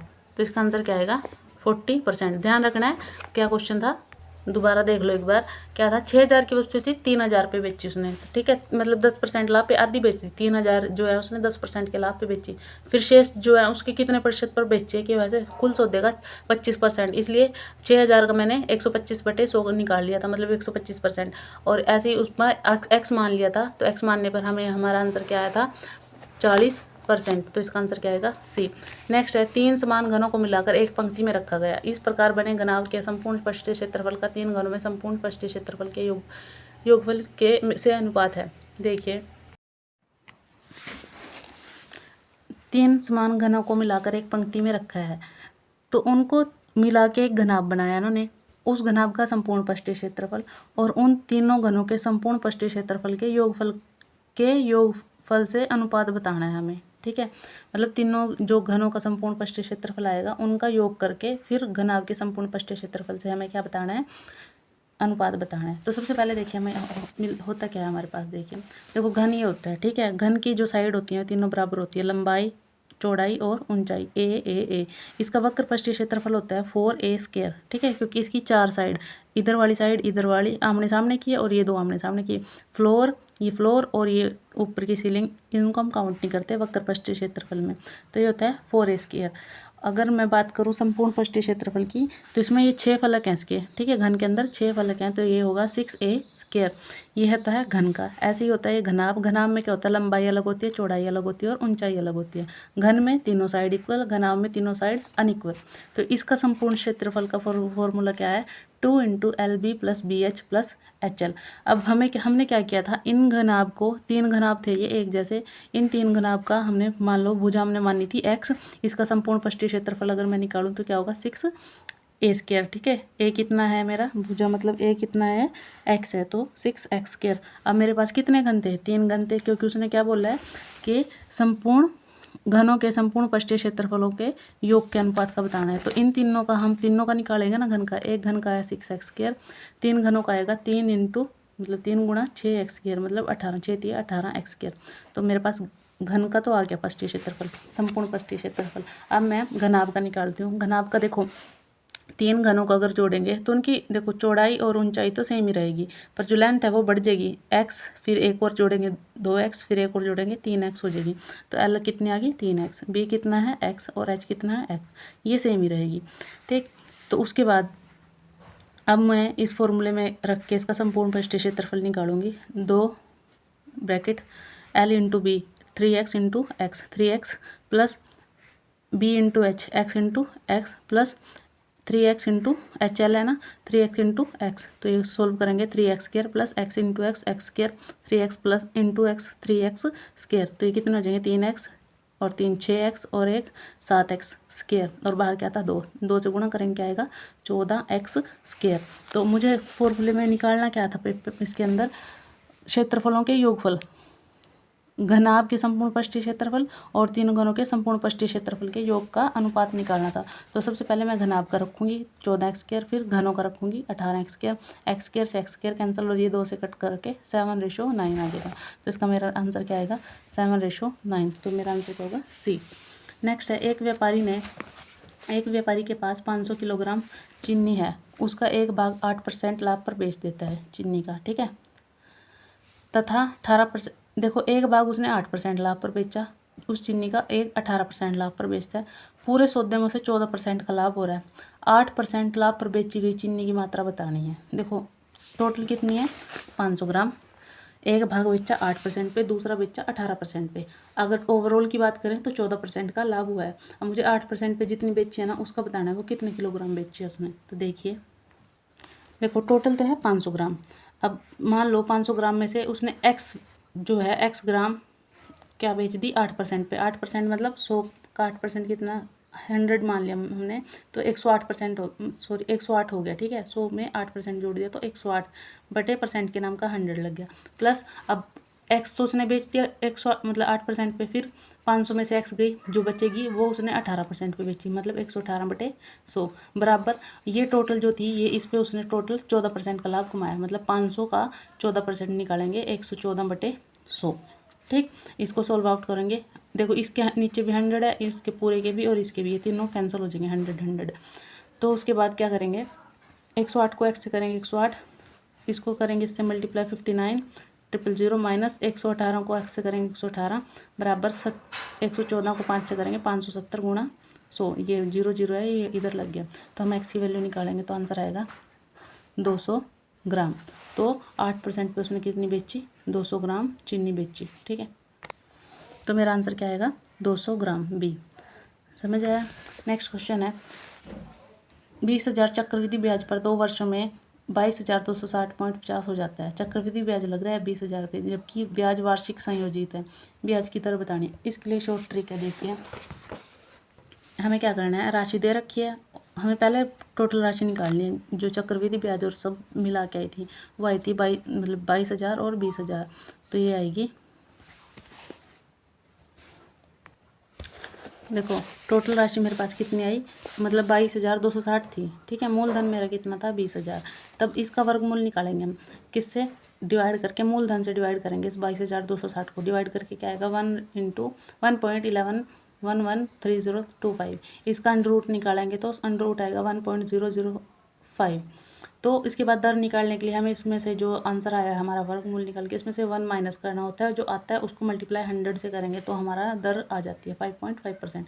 सिंपल याद रखना है, जब भी ऐसा क्वेश्चन आए, देखिए जब भी आपके पास ऐसा क्वेश्चन है चक्रवृद्धि ब्याज वाला, तो जो ये होता है चक्रवृद्धि ब्याज जो दिया होता है इसको हम क्या करते हैं, इसको डिवाइड करते हैं मूलधन से, ठीक है। ये शॉर्ट ट्रिक है, याद रख सकते हो। इसको डिवाइड करते हैं इससे, जो डिवाइड करके आता है उसका हम निकालते हैं वर्गमूल, और वर्गमूल निकाल के उसमें से 1 माइनस करके जो भी बचता है आंसर उसको 100 से मल्टीप्लाई करना होता है, तो हमारा आंसर आ जाता है। तो इसका आंसर आएगा 5.5%। नेक्स्ट क्वेश्चन है a² + b² + c² minus ab minus bc minus ca equal to 0 है। a/b/c बताना है हमें।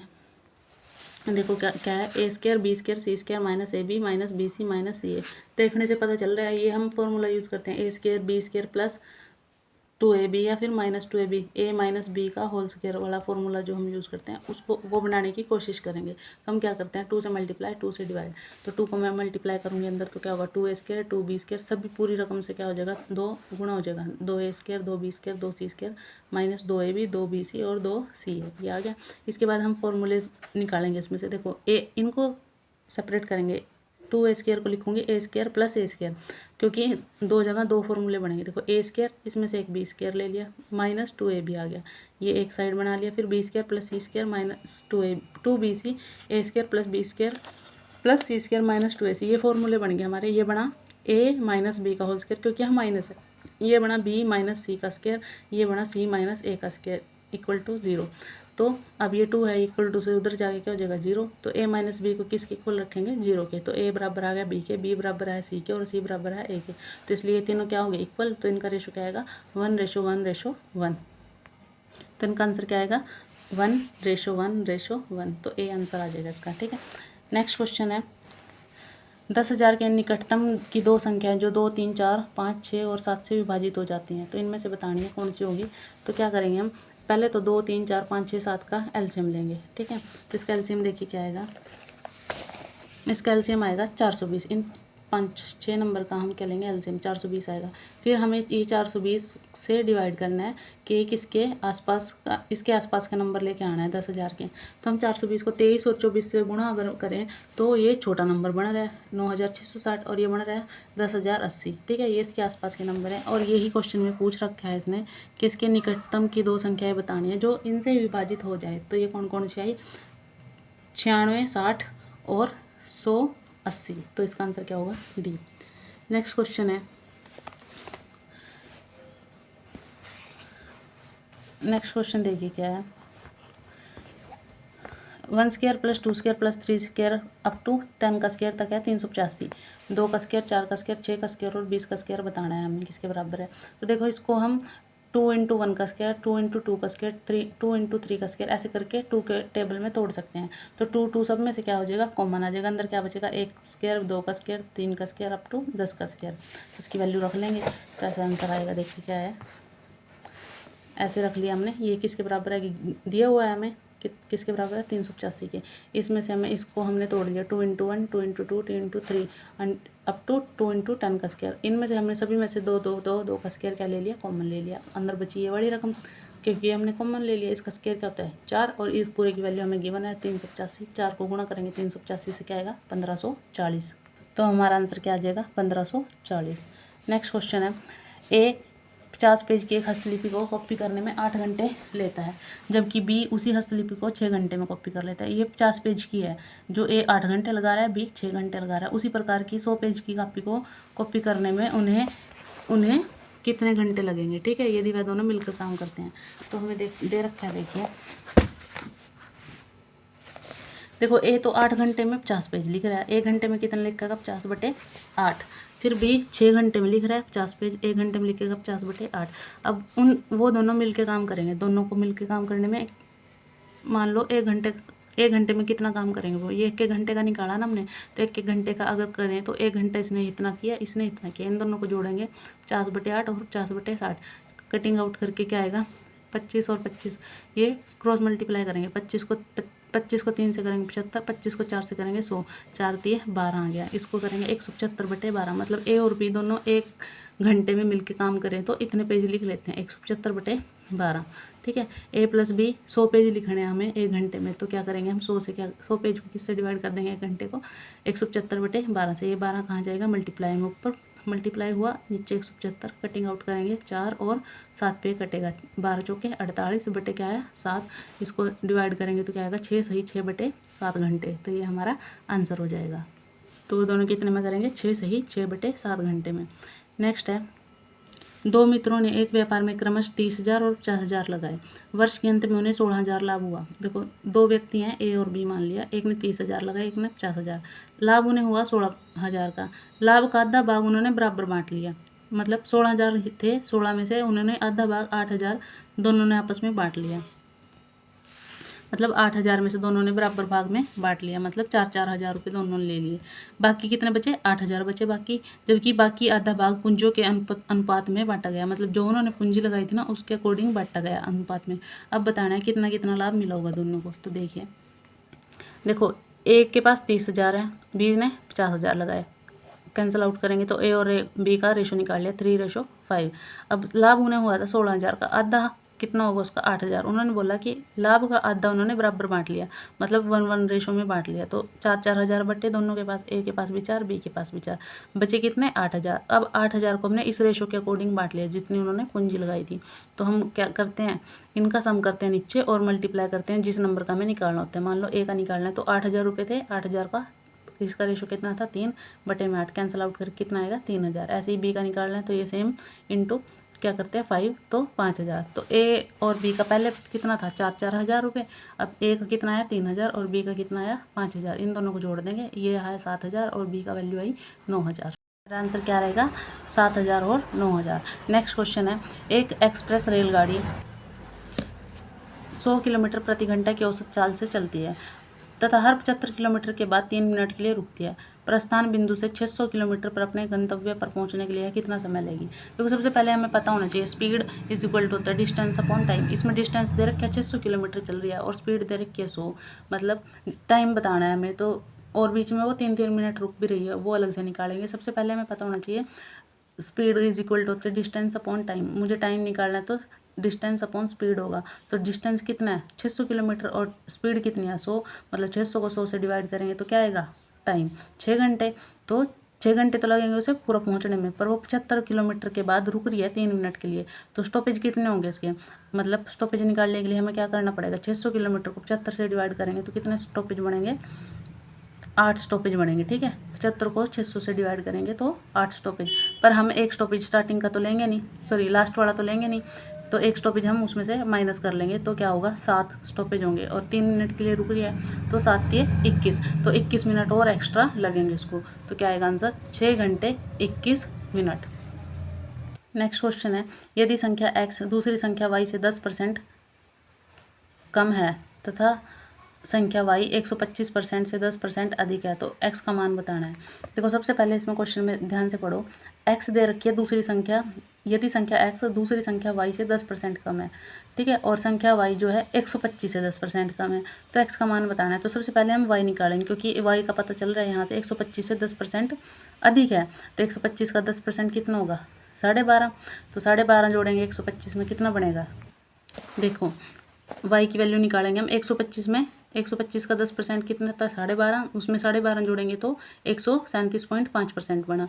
x कितना था, x क्या था y से 10% क्या था, देखो y से क्या है 10% कम है, तो हम क्या करेंगे x का y का 10% निकालेंगे। देखो y है, इसका 10% निकाल लिया मैंने, तो ये कितना बचा 13.75, और ये कितना y से 10% कम है तो इसका 10% क्या करेंगे माइनस करेंगे तो x की वैल्यू कितनी आएगी 123.75।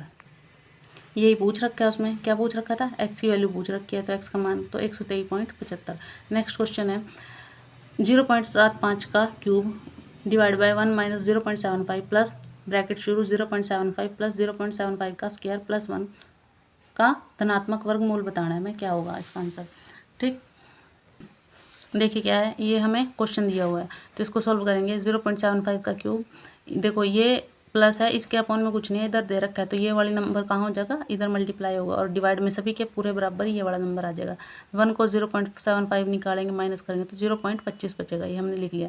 ये पूरा नंबर ऊपर ऐसे ही 0.75 का क्यूब प्लस ये पूरी रकम जो दे रखी थी और 1 माइनस 0.75 इसके साथ क्या हो गया मल्टीप्लाई हो गया। अब इसको ध्यान से देखो, ये फॉर्मूला बना रहा है ए क्यूब माइनस बी क्यूब का। देखो ये ए है और ये बी है, ए माइनस बी, फिर ए का स्क्वायर 1 और b 0.7 का स्क्वायर इंटू ए बी, ए और बी मतलब 0.75 को 1 से करेंगे तो 0.75 ही आएगा। तो ये ए क्यूब माइनस बी क्यूब का मेरे पास फॉर्मूला बन रहा है, तो मैं इसे ए क्यूब माइनस बी क्यूब के फॉर्मेट में लिखूंगी। 0.75 का क्यूब ऐसे ही इसको लिखेंगे ए का क्यूब माइनस 0.75 का क्यूब, तो क्या आएगा प्लस खोल लेंगे तो इसका ये माइनस के 0.75 का क्यूब इधर प्लस का है तो ये कैंसिल आउट होंगे, तो यहाँ क्या बचेगा 1 का क्यूब, तो 1 का क्यूब 1 ही होता है। 0.25 है नीचे, 0.5 पॉइंट के नाम के ऊपर क्या लगाएंगे 00, 25 से 100 कटेगा तो कितने पे कटेगा 4 पे, तो इसका आंसर क्या होगा 4, तो आंसर क्या आएगा मेरे पास 4, सी आंसर आ जाएगा। नेक्स्ट क्वेश्चन है 15, देखिए नेक्स्ट क्वेश्चन है 15 पुरुष 18 महिलाएं और 12 लड़के एक साथ काम करें एक दिन में 2070 रुपये कमाते हैं। यदि एक पुरुष एक महिला एक लड़के का दैनिक वेतन 4:3:2 हो तो एक पुरुष 2 महिला और 3 लड़कों का दैनिक वेतन रुपये में बताना है कितना होगा। ठीक है, इन सब का मिला के, इनका ये सारे मिला के कितना करें 2070 में 2070 रुपये कमा रहे हैं। अगर एक एक की बात करूँ तो 4:3:2 है। ठीक है, फिर 1, 2 और 3 का बताना है। देखिए क्या होगा, देखो क्या दे रखा है इसमें, एक व्यक्ति का 4 है, 2 एक वुमन का 3 और एक बॉय का मतलब लड़के का 2, तो हमने x लगा लिया। ये इनका रेशो दे रखा है 4x 3x और 2x। हमें पता है 15 आदमी 18 औरतें और 12 लड़के मिलके 2070 रुपये कमा रहे हैं। ठीक है, कितने 2070, तो इनको मल्टीप्लाई करेंगे इनके रेशो से कि भाई इतना इतना कमाया उन्होंने, तो 15 को करेंगे 4x से क्योंकि रेशो क्या था 4x, 15 चौके 60x आया। फिर 18 को करेंगे, इसका रेशो क्या था 3, तो 18 3 54x प्लस 12 को करेंगे 2 से क्योंकि इसका रेशो क्या था 2, तो 2x से 24x बराबर 20 70, इन तीनों को जोड़ेंगे तो क्या आएगा 138 एक्स। तो एक्स की वैल्यू फाइंड आउट करेंगे तो एक्स की वैल्यू आएगी 15। मतलब एक बंदे का जो एवरेज है वो कितना निकल रहा है 15। ठीक, तो मुझे एक आदमी, 2 औरत और 3 लड़कों का बताना है कितना होगा। तो एक आदमी कितना करेगा 4x, 2 औरतें करेंगी 3x और ये करेंगे ये भी 2x। ये क्यों रखा देखो 4x 2x और 2x कैसे था जो हमें शुरू में गिवन था 4 3 और 2, ये वाली वैल्यू रखी है हमने कि इतना काम करेंगे। फिर बाद में इसमें x की वैल्यू फाइंड पुट कर देंगे जो हमारे पास 15 आया था। देखो ये कितना काम करेंगे 4x, ये करेगा 6x और ये करेगा 6x, 4x 6x और 6x कितने हो जाएंगे 6 12 13 14 15 16x और x की वैल्यू कितनी है 15। तो मिला के टोटल कितना पैसा मिलेगा इनको 240 रुपये। 15 को 16 से गुणा करेंगे तो क्या आएगा 240 रुपये। तो इसका आंसर क्या आ जाएगा 240 रुपये। नेक्स्ट है यदि 516 रुपये 516 तीन व्यक्तियों ए बी सी में इस प्रकार बांटे जाएं कि ए को बी से 25% अधिक मिले और बी को सी से 25% कम प्राप्त हो तो सी का हिस्सा बताना है क्या होगा। तो 516 रुपये हैं टोटल, तो मैं पहले ए का निकालेंगे। ए को बी से 25% अधिक मिल रहा है, देखिए क्या होगा। देखो ए को मिल रहा है 25% अधिक बी से, तो 125/100 कर लिया तो इसका रेशो आया 5/4 इंटू बी। बी कहाँ जाएगा डिवाइड में, तो ये बचेगा 5 इंटू बी, मतलब 5/4 भाग मिला ए और बी का रेशो। फिर बी का निकालूंगी, बी को क्या मिल रहा है सी से 25% कम मिल रहा था, तो 25% कम करेंगे तो 75/100 कैंसिल आउट करेंगे 3/4, तो ये सी कहाँ जाएगा डिवाइड में, तो बी और सी की वैल्यू आएगी 3/4। पर हमें बी के दोनों वैल्यू इक्वल रखनी है, यहाँ 3 है यहाँ 4 है, तो मल्टीप्लाई करेंगे 3 से ऊपर और नीचे को, इधर करेंगे 4 से, तो ये आ जाएगा 12, ये 4 चौके 16, 4 5 दिए 15, तो रेशो देखो बराबर हो गया ना। ए बी सी का रेशो कितना है 15 12 और 16। तो हमें क्या बताना था इसमें आंसर में, हमें आंसर में बताना था सी का हिस्सा बताना है। ठीक है, तो मुझे सी का हिस्सा बताने के लिए क्या करना पड़ेगा, टोटल कितने पैसे थे 516 गुणा 16, सी का रेशो क्या है 16 बटे इन तीनों को जोड़ के क्या आएगा 43, तो कैंसल आउट करेंगे तो 12 गुणा 16 कितना आएगा 144 रुपये। तो सी का हिस्सा कितना आया मेरे पास 144 रुपये। ठीक है, तो इसका आंसर आएगा डी। तो आंसर क्या आया डी। ये हमारा जो CET का एग्ज़ाम था, ये 2022 का CET का क्वेश्चन पेपर सॉल्यूशन था, ये हमारा कंप्लीट हो चुका है। नेक्स्ट इसका सेकंड शिफ्ट का, ये सेकंड शिफ्ट थी, इसकी फर्स्ट शिफ्ट का जो सॉल्यूशन है वो हम अगली वीडियो में देखेंगे। ऐसे ही वीडियो देखते रहिए और लाइक करते रहिए और सब्सक्राइब भी करिए चैनल को। ऐसे ही हम हरियाणा के जितने भी PYQs हो चुके हैं अब तक, प्रीवियस ईयर जितने भी क्वेश्चन पेपर हैं, उन सभी का सॉल्यूशन जल्द से जल्द अपने इस चैनल राजश्री एकेडमी पर प्रोवाइड कराएंगे। देखते रहिए। ठीक है, धन्यवाद।